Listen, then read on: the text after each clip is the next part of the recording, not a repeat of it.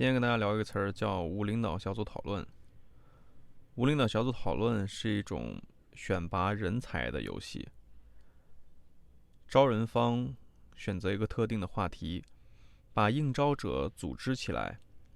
让他们自由的讨论。在讨论过程中，必然会浮现出组织者，必然会浮现出领导者，或者会有一些观点很特别的人，或者会有一些很会辩论的人。每个人会在无领导小组讨论当中给出不同的表现，会帮助招人单位客观的去判断一个人的能力。其实往大了说，以国家为单体，这个世界或者说联合国不就是一场无领导小组讨论吗？每个国家的资源基础不同，每个国家的发展策略不同，每个国家遇到的历史机遇不同，就产生了不同的国际地位。那么对于一个国家来说，应该尽可能的利用好自己的资源和基础，应该运用最适合自己的发展策略，应该积极的去创造或者等待历史机遇，也许会获得不一样的国际地位，也许会有国际地位的提升。如果以单个的国家为讨论的对象，以单个的人为单体，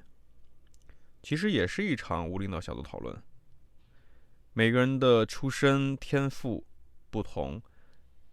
每个人发展的方法，每个人努力程度不同，每个人所遇到的机会也不同，就产生了不同的人生轨迹。那么对于一个单个人来说，尽可能客观地认识自己的出身和天赋，聪明地选择适合自己的人生发展的办法，积极地去努力，去创造或者等待时机，会书写出不一样的人生色彩。从个人来说，其实每个人都是自己人生的主笔。你将获得什么样的人生，你将书写怎么样的传奇，都是由自己很大程度上能够决定的。那么对于一个个人的成长来说，应该尽可能的去客观认知，